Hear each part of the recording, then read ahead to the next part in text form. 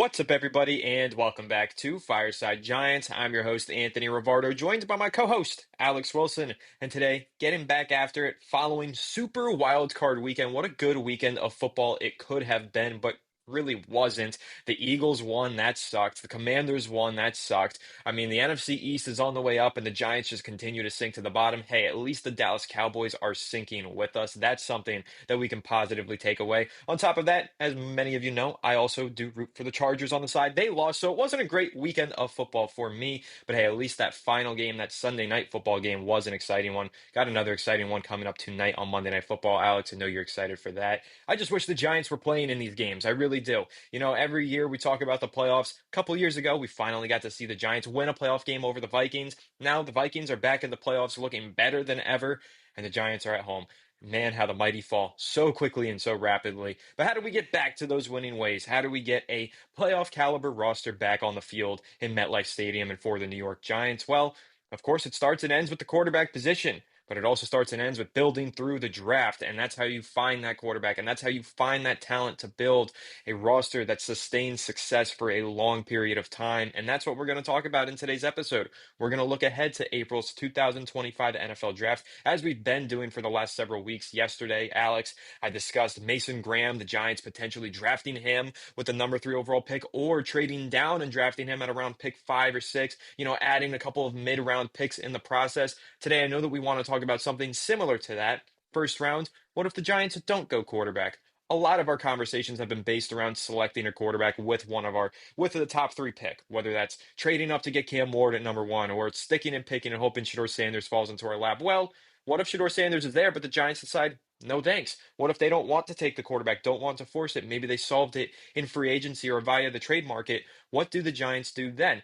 Maybe there is an avenue for them to go best player available at number 3, and then maybe trade up in the second round, or just stick and pick at the beginning of the second round and get their quarterback later in the draft. That's what we want to discuss in today's episode. Just kind of take a look at the different scenarios that could play out for the Giants through the first 2 rounds of the 2025 NFL Draft. So we'll go ahead and dive into that. But first and foremost, Alex, how are you doing today, my friend? Did you enjoy this weekend of football? It was like 4 snooze fests in a row, but at least we got a good one on Sunday night. And, how are you feeling as we get closer and closer to the 2025 NFL Draft? I'm doing pretty good, and as you said, yesterday kind of was the whole weekend was really a snooze fest until my goat, Jaden Daniels. It still to this day pains me that the Giants weren't able to get him. I know it was impossible, but man, I loved his as a prospect, and he's a fun dude to watch. I know he gets when he gets hit though, he looks like a Looney Tunes character, getting absolutely sent. So, definitely funny to watch him get kind of battered around, but nonetheless, winners win. And the Washington Commanders are on. Who are they playing? The Lions? Not so good of a matchup for them. Probably going to get absolutely dog walked, but it's fine. I think looking at playoff football, always a joy to watch. But obviously, it would be better if the Giants were in the playoffs, and this upcoming draft will be their hopefully big step forward into achieving that goal. And we wanted to kind of take a look at a 2-round mock draft today that would address a couple of positions. And one of the things I like about this draft is that we have access to some of the blue chip prospects. If we were drafting like 8 or 9, we probably would have just missed out on those blue chippers. There's not that many first round grades in this draft class, let alone guys who have a high probability of hitting. Of course, nobody has a 100% chance, but we have access to some of the guys that are going to be one of those high probability hits. So with that being said, you guys kind of know my opinion on the quarterback situation. I'm Cam Ward, or I'm waiting to the second round to get a high upside guy, or trading back up into the first to get somebody, which we'll talk about in a couple of minutes here. But first off, obviously, probably saw it in the title, Heisman winner. We're gonna go with Travis Hunter in the first round here, and I want to kind of detail why Travis Hunter is a guy that I don't think you can pass up on. Look, I love Abdul Carter, Mason Graham's sick, Will Johnson is sick. There's some really talented players at the top of this draft, but Travis Hunter gives you something that none of those guys can, and it's called versatility. Because look, imagine Deonte Banks was also an elite receiver, and you were like, you know what? He's not really working out at cornerback. Let's just move him to his other elite position.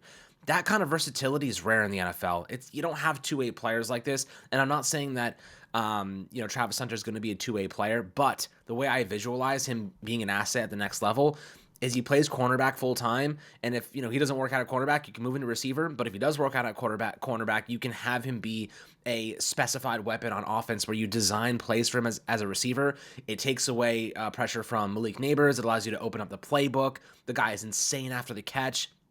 Yeah, you expose him to a little bit more injury, but dude, it's football. You gotta exercise players like this. It is what it is. Injuries happens to guys playing one singular position, and you got to maximize talent like that. And God knows he's going to put in that effort, and he's a good kid. So Travis Hunter, I think that this is someone that he's a blue chipper. He's one of the best players in the country. I think people are, that say in the comments are like, he's not the best receiver in this draft class. Sure, McMillan is insane, and we'll talk about him in another day, another video, and maybe an idea about what the Giants could do with him if they want another top tier receiver. But in this instance, you could say it's arguable. He is the top receiver in this draft class. It's 1A, 1B if he's behind Nick Millen. You could decide that. It's up to you. Still, nobody saw Brian Thomas being equal to, if not the same level as Malik Neighbors this past season. You never know who's going to be better, who's going to be worse. You just take the best talent you possibly can, and you hope for the best. Travis Hunter, obviously the athletic freak he is, he has the upside to be one of the best corners in football as well. You just don't pass on that type of elite possibility. He's got the length, he's got the speed, he's got the instincts. He turns his head, and I think that aspect of him being an elite receiver benefits him as a corner as well. Like, he knows how to play the cornerback position as if he's a receiver, turning his head, reading the eyes of receivers. He's going to learn all of these things at the next level and adjust.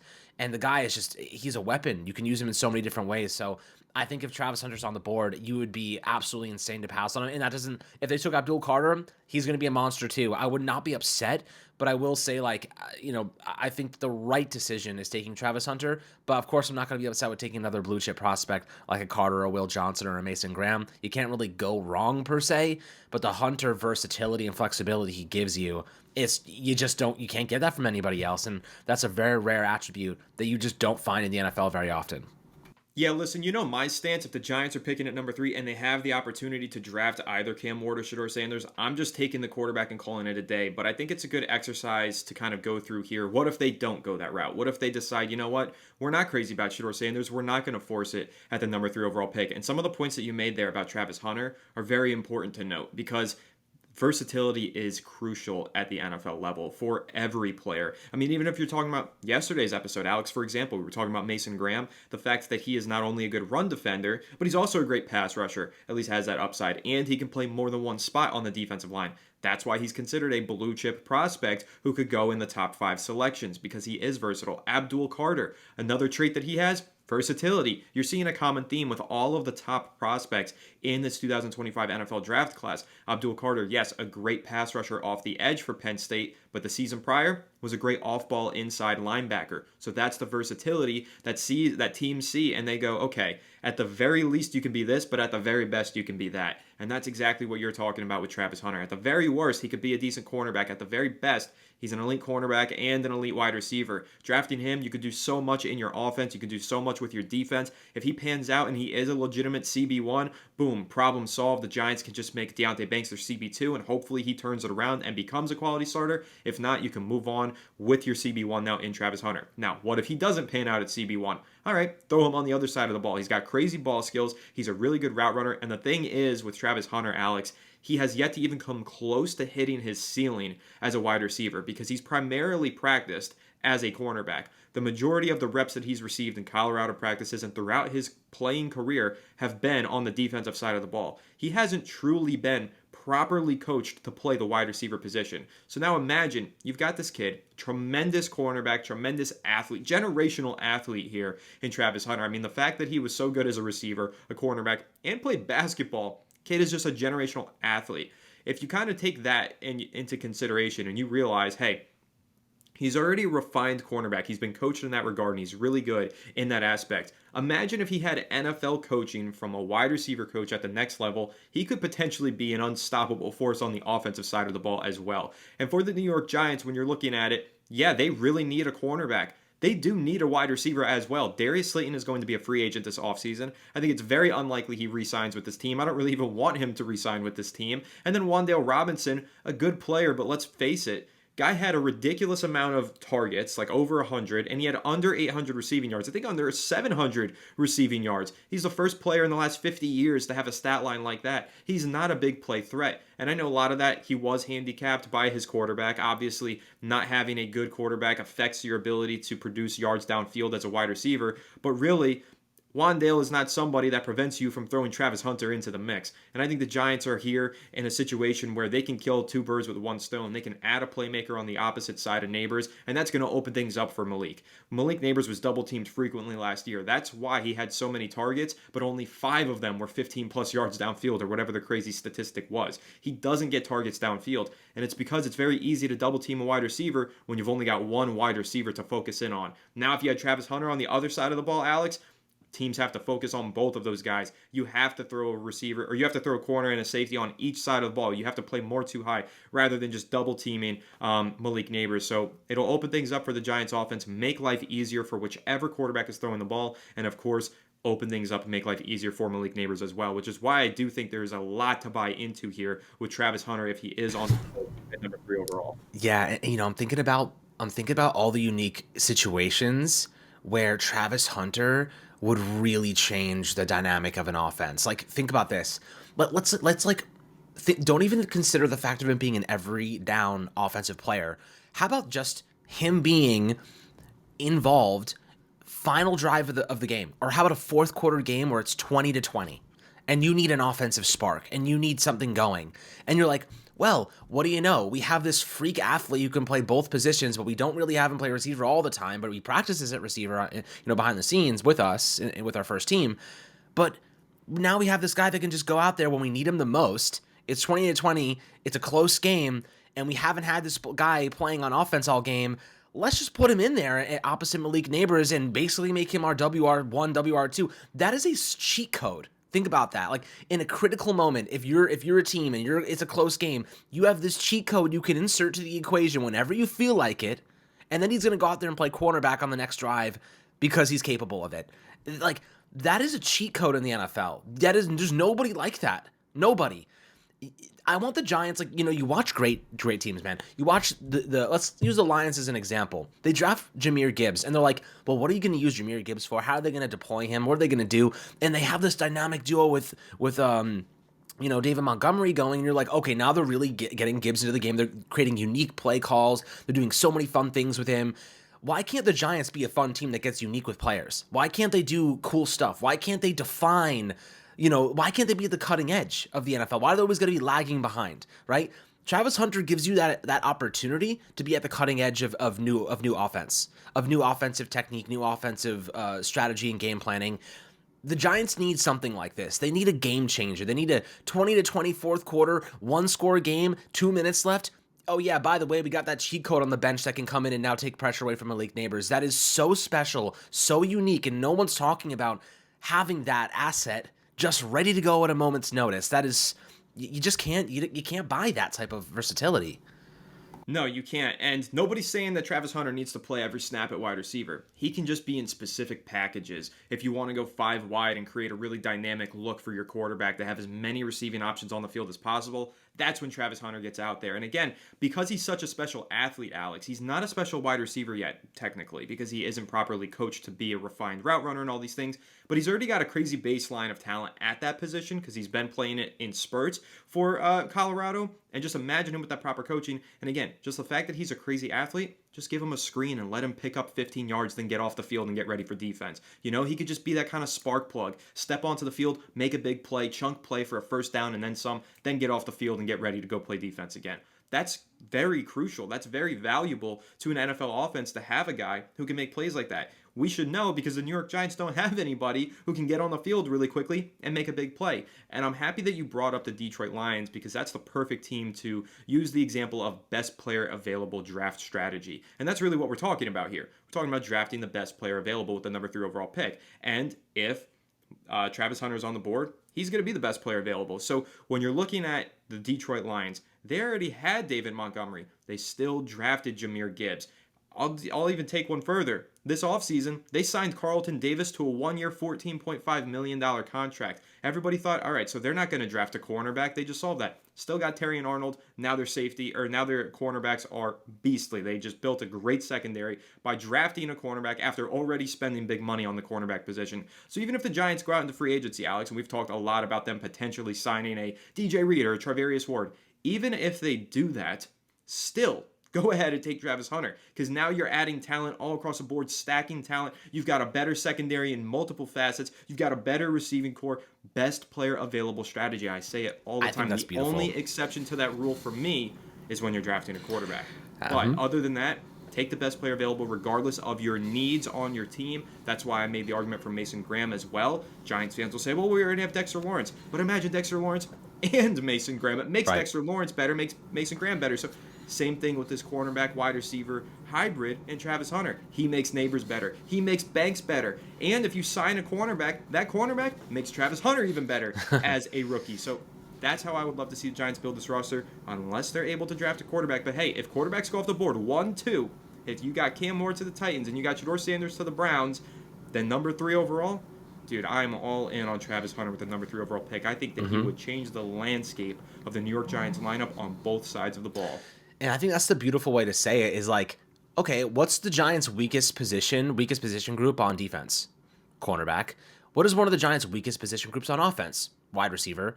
Why not draft the one-size-fits-all that helps reinforce both of those, right? You can turn 2 major weaknesses into arguably 2 strengths with one player. That's kind of what the Shohei Ohtani of football. That's kind of the correlation. Of course, Ohtani's another worldly talent, and Travis Hunter has a long way to go before he proves it. But let's not act as though, like you said before, Travis Hunter is still an underdeveloped receiver, but this dude had an almost 80% reception rate last year for 1,258 yards and 15 touchdowns. Like, he had 475 yards after the catch, so, that's, I don't even know, maybe 35%, 40% of his yards were after the catch. But he was one of the best 50-50 ball guys. I mean, he's 6'1", 185. He's not like a massive individual, but he's got some of the best instincts I've ever seen. You see him, some of the catches he makes are jaw-dropping. Some of his ability, his body control in the air, jaw-dropping. Like, this is a player that he's got instincts, he's got physical attributes that they're a gift from God. You know what I mean? Like, you can't teach these things. If he gets better at receiver, he becomes a better route runner. He learns from, Neighbors is a great person to learn from as a route runner too. Like, they could be really good. Imagine those 2 guys going at it in practice. Like, you're talking about a beautiful situation. And listen, I'm not a big, like I said, if it's Cam Ward or nothing for me in the first round, I'm not going quarterback. That's not Cam Ward. I'm taking Travis Hunter if he's there at 3. Like, I'm doing that. That's what I'm doing, because he solves 2 major needs for you. And if not 2 major needs, at least 1 major need. And he's going to make your team better. He has an aura to him. He is a perfect fit. He's a good kid. Like, this is a perfect fit for the Giants. And we are missing a monster amount of talent. Like, we need so much help. We need a blue chip prospect. I don't see Sanders as a blue chip prospect, right? I think Cam Ward's borderline blue chip prospect. Like, in last year's class, he's not even a blue chip prospect, right? So, in this year's class he is, just because of the context, and I love Cam Ward and his upside, and I would take him for that upside, but like Travis Hunter, man, like, this is a special individual, and I think people sometimes undersell that. They're like, oh, he's not that good. He's not going to play both. Like, take Abdul Qadir, take Mason, and I'd be okay with that, right?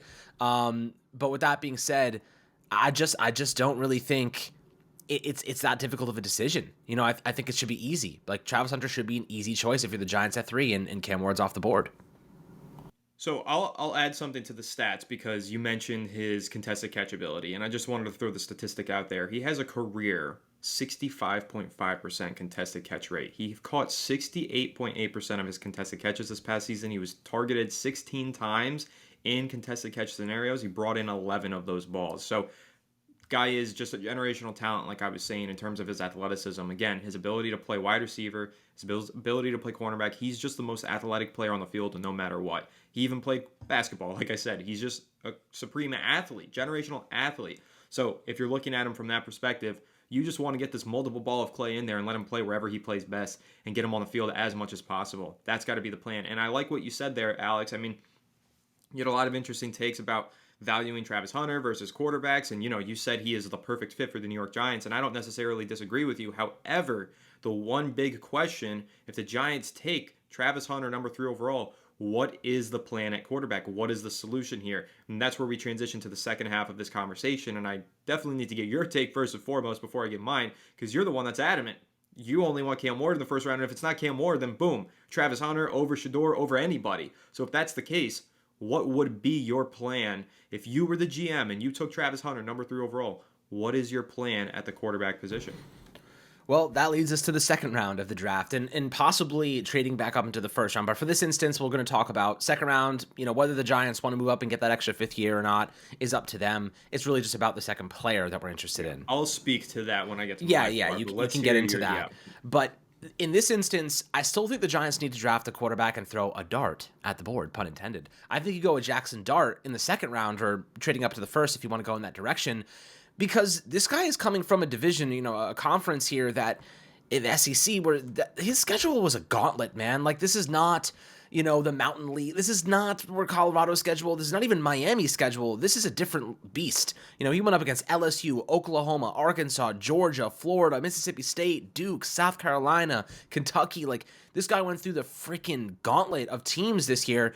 And he put up almost a 70% completion rate with 29 touchdowns, 6 interceptions, 4,276 yards, and set a record at Ole Miss. He beat Eli Manning's record at Ole Miss, and this is a player that I think has a tremendous level of upside as a passer. Now, yeah, there's a lot of work to be done. Let's not dance around that. If he was a pure great prospect, he'd be a first rounder, and it wouldn't even be a question. I think right now he's teetering on the edge. He could probably go with J.J. McCarthy kind of a trend here and sneak into the first round, if not, get into the mid-first round. I think more back end in this instance, but this is a player, in my opinion, Jackson Dart, that you watch him play, he's got immense, potential as a passer. He is able to throw off platform. He's extremely creative. He's an anticipatory thrower. His deep ball is gorgeous.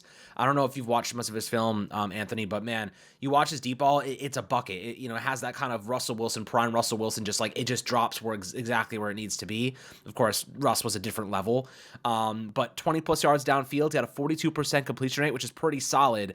1,500 yards, 17 touchdowns, 4 interceptions, and a 47.7% adjusted rate with 5 drops. So, one of the best deep ball passers in this draft class, and that fits Brian Daboll's offense to a T, right? That's what he wants. Brian Daboll wants a quarterback that can throw the ball deep extremely well and effectively. So Jackson Dart actually is a pretty good fit for the Giants in terms of that perspective. Now, the only concern I have is that it's a big part of his game, and a lot of quarterbacks in the NFL these days don't play that type of game.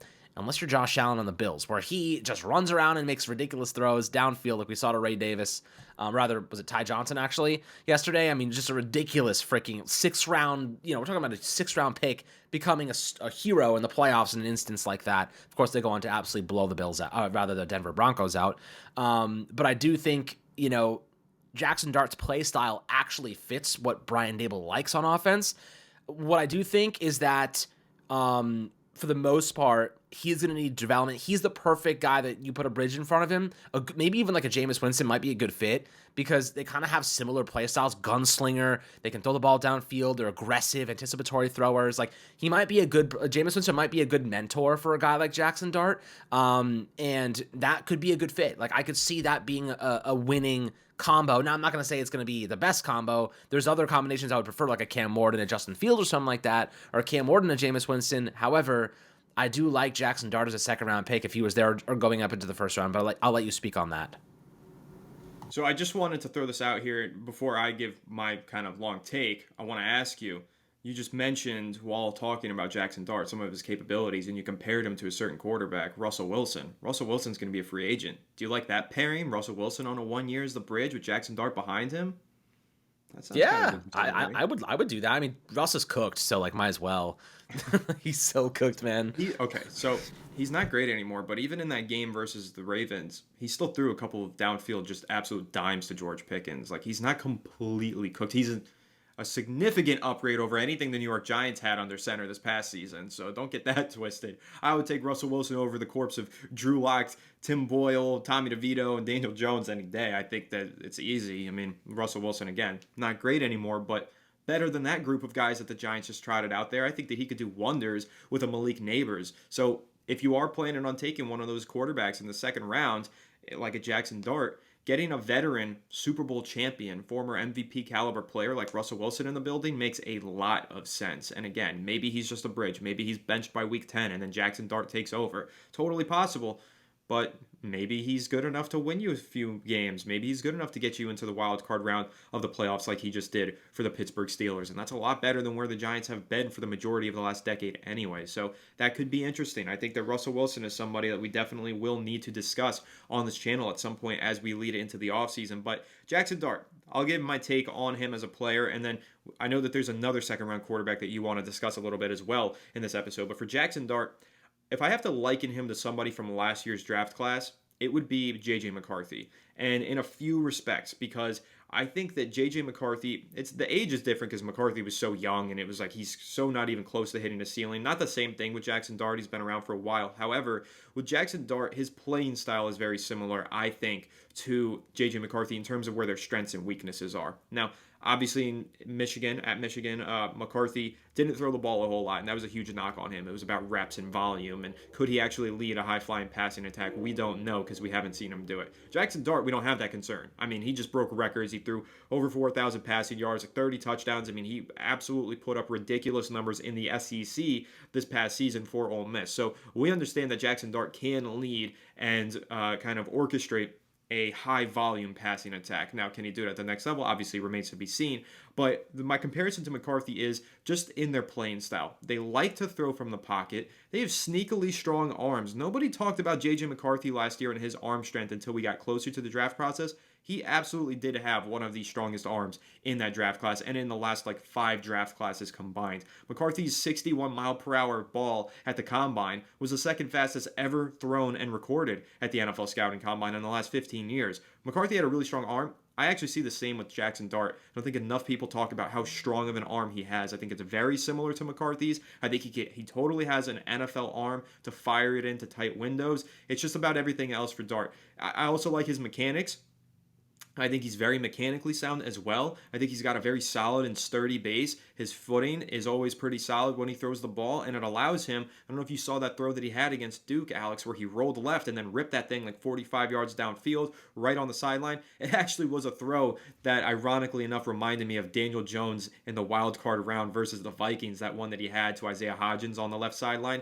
Very similar throw, but much further downfield, tighter window even, really strong arm demonstrated there by Jackson Dart. So that was a really eye-opening play. And then when you take a look at more of his film, which I've been doing over the last couple of weeks, just watching his ability to layer throws over middle linebackers and get the ball downfield, the touch that he has on his passes, his comfort throwing from within the pocket, but also his sneaky mobility to get out of the pocket. Again, makes him very similar in some respects to J.J. McCarthy. And the last comparison that I'll make between Jackson Dart and J.J. McCarthy, at this time last year, Alex, we were not talking about J.J. McCarthy as a first-round pick. It wasn't until the following weekend, when he won a national championship, that buzz started to generate. And then as we got closer to the draft process, all offseason long, I was like, all right, well, maybe at the second round you can justify taking McCarthy. Ends up going top 10. Could we see a similar rise for Jackson Dart? I think we've already started to see it. I don't think he gets into the first round necessarily unless it's the back end of the first round. I'm not saying he's going to have the McCarthy rise and be a top 10 pick. However, a month ago, Jackson Dart was a 4th round pick? Now we're talking about, could he be a 2nd round pick? I guess it's not outside of the realm of possibility that by the time we get to April, he is a 1st round pick. And that's kind of what I want to discuss next, because you mentioned that you alluded to it, drafting a quarterback in the 1st round to get that 5th-year option. And that's something that I've mentioned very many times in our recent discussions. I know that Jackson Dart, some are going to view him as a 3rd, 4th round prospect. I know that you probably don't want to take a 3rd, 4th round prospect in the 1st round, but it's a quarterback. If the quarterback exceeds your expectations, if you have a quarterback who plays really well on his rookie deal, you are going to be kicking yourself if you didn't take him in the 1st round and get that 5th-year option on his contract, because the negotiations for quarterback contracts are extremely pricey. Look at Brock Purdy right now. Some will say he's proven a whole lot. Some will say he hasn't proven enough. Doesn't matter because he's already 3 years into his career. He doesn't have that extra year to play out. The 49ers have to pay him this offseason because they can't let him play out the entirety of his deal, can they? So you have to keep that in mind when you're drafting quarterbacks. And if you're looking at the price, Alex, to move up from where the Giants picking, is it 35 overall? Just to get to number 32 overall, move up those 3 spots. We're talking about sacrificing probably a 4th round pick at the most to move up those 2 spots based on the precedents. Last year, we saw the Carolina Panthers trade up from pick 33 to 32 so that they could get the 5th-year option on Xavier Legette's contract. I think it cost them a 4th round pick swap or a 5th round pick swap. For the Giants trading up for a quarterback, it's probably no swap. You just give up the 4th round pick. I do that in a heartbeat to get the 5th-year option on the contract of my rookie quarterback. Even if I'm not 100% convinced that this rookie quarterback is going to be my starter, you know what? It doesn't hurt to have that rookie quarterback on a contract like that as your backup either. Cheap backup quarterbacks, very hard to find. A lot of backup quarterbacks get paid a whole lot nowadays. So I will totally take the 1st round pick 5-year option contract for a rookie quarterback because at the worst, Alex, I think Jackson Dart will be a decent backup for the New York Giants if they draft him. At the best, maybe he could develop into a franchise quarterback with proper coaching. You never know with quarterbacks. And Jackson Dart, we've seen him succeed at a very high level in the SEC. With proper coaching, who's to say that he's hit his ceiling? Who's to say that he can't continue to develop and become a very highly rated quarterback at the next level? So I see the potential. I see the possibilities. But Alex, that's the argument that I would make. If I'm drafting Jackson Dart, I'm not just sticking and picking in the 2nd round. I want that 5th-year option because, especially if you're talking about adding a bridge in front of him, you're basically redshirting the 1st year of his contract. You're not trying to play him that much in his rookie season. So if you don't have that 5th-year option, it's basically a 3-year deal. Get that 5th-year option, trade up so you can draft him in the back end of the 1st round, make it a 4-year deal for yourself, or 4.5 if he takes over halfway through his rookie season. It's the exact same thing that the Baltimore Ravens did with Lamar Jackson, and it wasn't really only until Lamar Jackson got to the end of that rookie deal that he hit MVP level Lamar Jackson. So you have to keep all of those factors in mind, understand the value of these contracts and how they affect the salary cap. That's why I think if the New York Giants are going to draft a quarterback, they have to draft him in the 1st round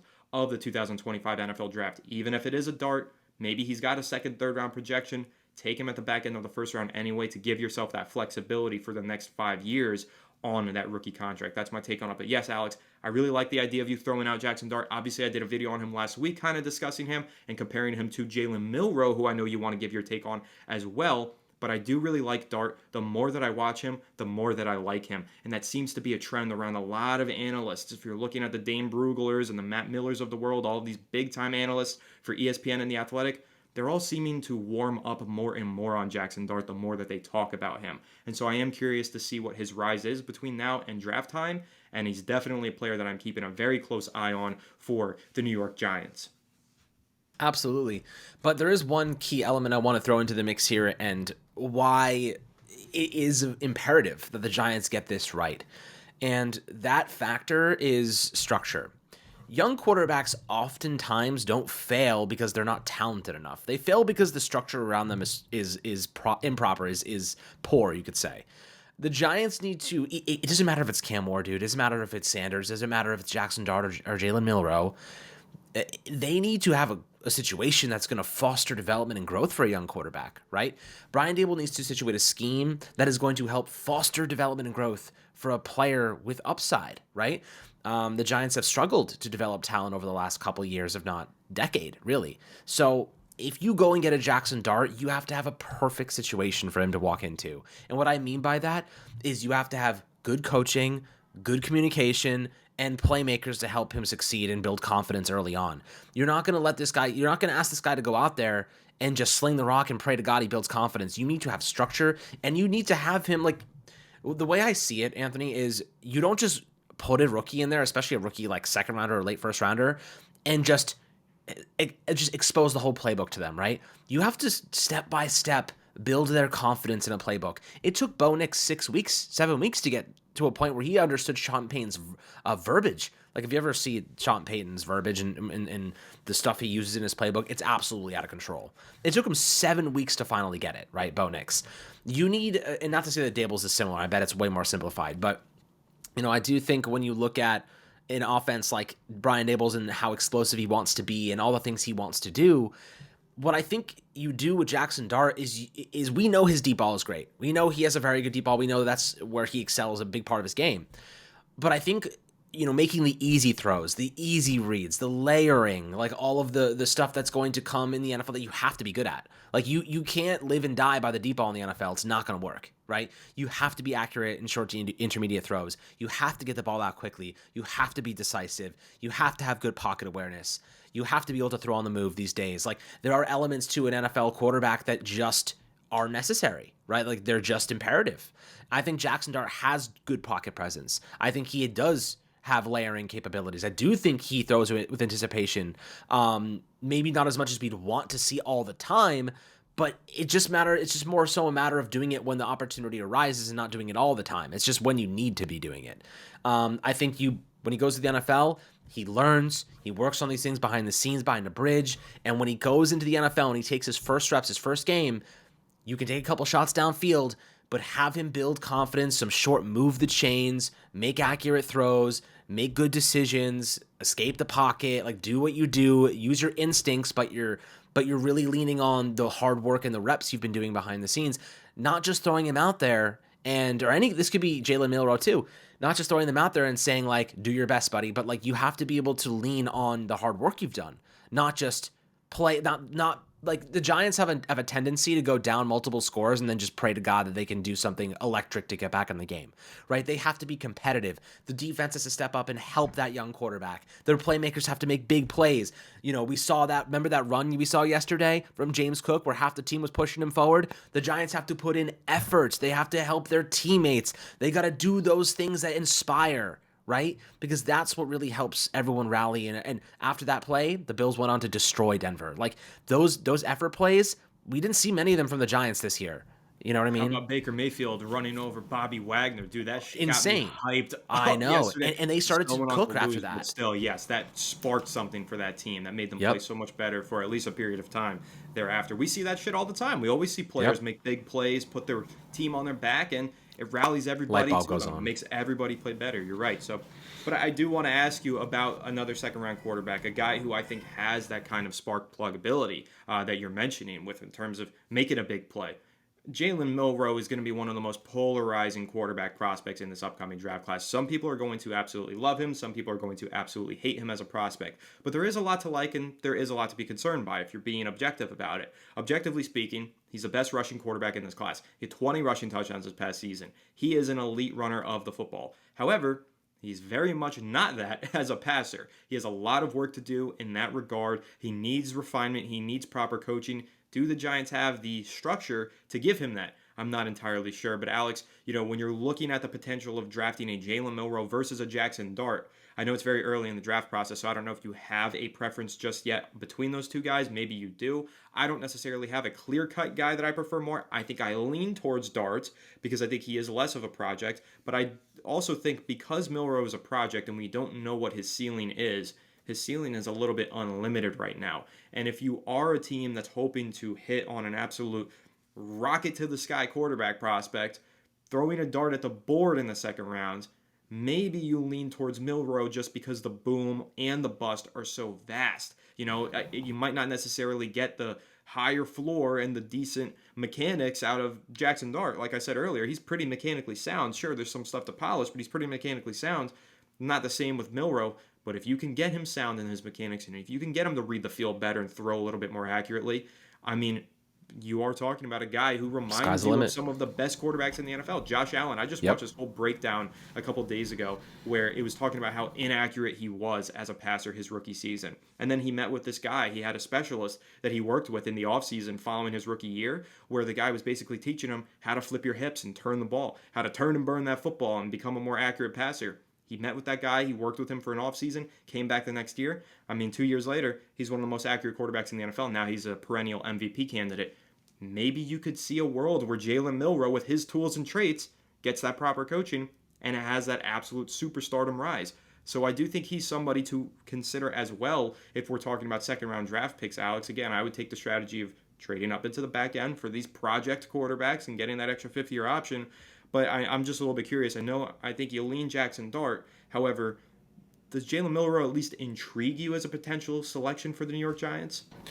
Of course he does. And the reason Jaylen Milroe intrigues me is because he has an elite trait. You know what I mean? You don't get quarterbacks with elite traits in the second round all the time.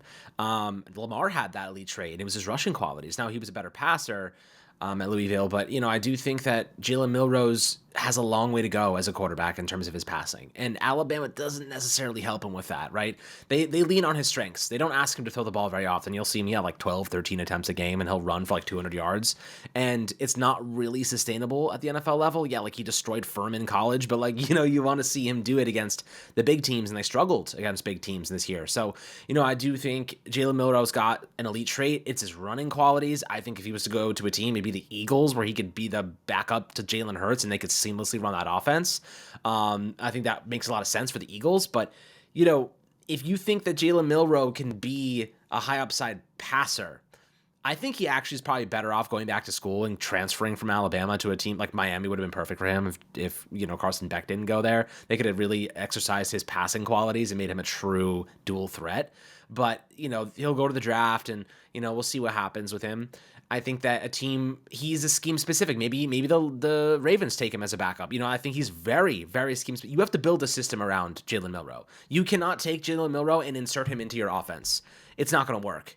Like, he is the prime example of having structure around a player, and it's got to be a very specific structure that's built around him. In fact, I would go as far as to say that if he's not going to be a backup for the Ravens or the Eagles, you have to have a new regime in place that wants to draft a guy like that and then build around a guy like that. You know what I mean? The Giants are probably not going to draft Jaylen Milroe because their offense does not lend itself well to a player like him. They need to win now, and he's not going to maximize Malik Neighbors, right? Like, his passing game is just not there yet.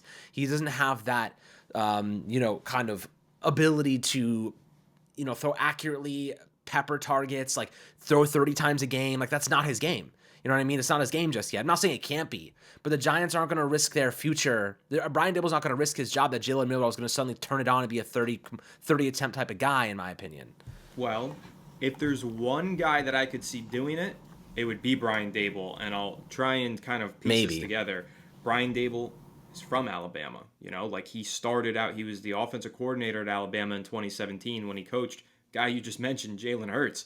He also coached Tua Tagovailoa. These guys were projects that he turned into solid starting quarterbacks. I think a lot of people do forget it wasn't just a Josh Allen that Brian Daboll earned his credibility with. It was also Jalen Hurts and Tua Tagovailoa. He had his hands in their coaching development as well. So if you're looking at Milroe and you're comparing him to a Hurts, a guy who can maybe become a solid runner to start and then eventually turn into a quality passer, Hurts was the same way. Brian Daboll is a big part of the reason why he found that success. Now, obviously, I know, guys, Hurts did transfer from Alabama, went to Oklahoma, developed even further, but that process did begin with Brian Daboll. And then again, Alex, you kind of mentioned, I don't think the Giants can rely on Milroe turning into a 30 pass per game guy, but when the Bills drafted Josh Allen, he wasn't that. We had all of these same conversations. A lot of people had these same conversations about Josh Allen. He's too inaccurate. He's too reckless as a runner. He's more of a runner than a passer. He's not going to be able to develop and carry an offense early on. And they were right. His rookie season was abysmal. He was bad. He was the most inaccurate quarterback by every metric and stat his rookie season. However, year 2, he showed some progress. Year 3, he exploded into an MVP candidate. So if there's one guy who might find extreme interest in Jaylen Milroe and might say, hey, he's got all of the tools and traits that I like to coach, that guy might be Brian Daboll based on what he's done with quarterbacks in the past across 2 quarterbacks, Hurts at Alabama and obviously Josh Allen with the Buffalo Bills. Josh Allen and his tools and traits, Jaylen Milroe and their tools and traits, they are not all that unalike. They have very similar strengths and weaknesses to their games. Obviously, I'm not comparing their one-to-one talent, but coming out of college, Josh Allen was the biggest unknown. All of the talent that he demonstrated was at Wyoming. It wasn't at Alabama. So that was also just another variable to add to the mix to make everything uncertain for a Josh Allen. And again, kind of like McCarthy, Dart, all these guys that we're talking about, at this time during the pre-draft process, Josh Allen was not viewed as a first-round draft prospect. Somebody fell in love with his tools and his traits, and they took him early in the NFL draft. Maybe that happens with one of these other guys in the 2025 NFL draft. Maybe Jaylen Milroe is that guy who, at the beginning of the second round, which is where Jalen Hurts went, for example, maybe a team like the New York Giants, after missing out on a quarterback on the first round, says, hey, tools, traits, quarterback developer. Get this guy with the tools and traits, get Brian Dable's hands on him, turn him into that superstar. They might buy into that. So I get your side of the argument. The Giants need to win this year. Otherwise, Brian Dable and Joe Schoen will likely be fired. However, if we take Joe Schoen at his word, which I don't like to do, but if we take him at his word, he said he's not going to throw Hail Marys this offseason. He said he's going to continue to build for the future as if he's going to be here a long time. That is what he said. So if that's the case, they might view Jaylen Milroe as a multi-year project to turn into an eventual Josh Allen, and that's why the New York Giants could end up falling in love with him in the pre-draft process, and why Brian Dable might pound the table and say, give me Jaylen Milroe at the top of the second round or at the back end of the first round. So I could totally see a world where, I get it, he's got a lot of problems, a lot of weaknesses and flaws in his game, but if anyone's going to fall in love with him, I think it could possibly be Brian Dable and the New York Giants. So that's my take on Jaylen Milroe. And again, I know it's going to be a long process between now and April, Alex, and we're going to talk about BPAs and we're going to talk about trade downs and trade ups and all this stuff. But I do think that there is not enough attention being paid to those second round quarterbacks. I'm happy that you really pounded the table for a moment there for Jackson Dart. I'm not pounding the table myself for Jaylen Milroe. I'm not saying that I necessarily believe in him, but I'm just saying keep an eye on it, because I could totally see a world where Brian Dable pounds the table for Jaylen Milroe, gets really excited about him, and falls in love with him as a prospect. Yeah, it's possible, and they've definitely done the research on it. I will say the context behind, when they took Josh Allen. I think if Josh Allen, after his rookie season, let's say like you transported Josh Allen to his rookie season, and he had his rookie season in 2025, the Giants would have fired Brian Dable and Joe Schoen, right? Like they would have fired him. So we just didn't know what he would become. And I think that's kind of where Brian Dable and Joe Schoen are kind of sitting right now and saying to themselves, we need a guy who's going to operate this offense and not be an absolute disaster, right? Like they're like John Mara has put them kind of in a difficult spot, because he's like, you have to prove that you're capable right now, and you also have to find the future at quarterback. So that's a really hard thing to do, because, do you trade up or try to trade up, which is probably unlikely? Do you just go for the highest floor guy who can try and like win you 6-7 games and just like survive and be decent? Or, what do you do? Like I would not want to be in their shoes right now, because it's an impossible task. They have to strike gold in this draft. And they all, at the same time, they don't want to overpay at quarterback because they have other needs. Like and that's why I think going Travis Hunter at 3, given he's available, and I hope he is, going him, assuming Cam Ward's gone already, going Travis Hunter, you address 2 big needs. At least you address one of them in a big way, and the second one in a fractional way, and a big moment way. You can put him in those key situations. So, you're able to kill 2 birds with 1 stone with Travis Hunter, and then you take a shot on a quarterback in the second round, and you can go out and get the best possible free agent, plug and play piece at a reasonable contract, right? Kirk Cousins is going to make no money next year. I'm not advocating for Kirk Cousins by any means, but he's a pretty damn good mentor to have. I mean, Kirk Cousins in front of Jackson Dart, that's another name you could consider, because the Falcons are going to be paying most of his salary next season. You know what I mean? It doesn't really move the needle for me. I'd rather a Jameis Winston in this instance than Kirk Cousins. I think Kirk's arm is dead. I think that knee injury or that Achilles injury really hurt him at his age. And I also think his arm talent isn't really there at MetLife anymore. That ball's going to sail. But, with that being said, I'd prefer to go in a different direction, but he is going to be cheap. And I think the Giants do want to I think they're going to go after one of those quarterbacks that's going to be cheap, going to be easy to sign. Like a Russell Wilson does make a lot of sense, because they can tell him, hey, Russ, you're starting next year. Like, we can give you that starting job. They've already had that conversation with him. The reason he didn't come here was because they didn't want to give him the starting job. Now you can tell him, you're going to be starting for us, but we're going to have a quarterback behind you learning. And if you don't perform, then we'll make that swap. But that's only if you're not playing up to our standards. And then the Giants will inevitably be like, oh, you kind of suck. And then they'll move him out of the starting job, and it'll get a little ugly, and it'll be fine. And then, they'll have the guy in there. We know how this process goes. But I do think that's probably the direction they go in, like a 1-year, $10 million deal for Russell Wilson. You can live with that if you have someone learning from him. Yeah, I can live with it. And again, that's why I think it's so important to get this rookie with a 5th-year option. If you're going to have the bridge and you're going to say, hey, we want this rookie quarterback to learn from the bridge for a while, and you're not going to rush him into the lineup, you're basically wasting that first year of his deal. So make sure that you draft him with that fifth-year option in place. That's my take on it. And again, we're going to do a lot more discussions. In fact, we were actually talking about it the other day, and a lot of you will be excited to hear about this. We're thinking about doing live film breakdowns, watching all 22 of these draft prospects on the channel. Please, if you made it this far in the video, comment down below if you want to see us do that, and we'll get started with it just like that right away, ASAP. Maybe even this week we'll start watching the all 22 live with you guys on the channel. So a lot of fun discussions to be had. I'm very excited to continue to dive in and break down all the different scenarios that the New York Giants could take throughout the offseason. So stay tuned right here to Fireside Giants, and make sure to leave a like if you enjoyed this episode. Subscribe to the channel if you're new. Ring the bell so you don't miss an episode, and comment your thoughts down below in the comment section. If you're listening to Apple or Spotify, make sure to leave us a 5-star review. Go ahead and follow us on all of our social media channels at Fireside Giants. Without further ado, we'll catch you on the next one. Have a good one, and let's go Giants.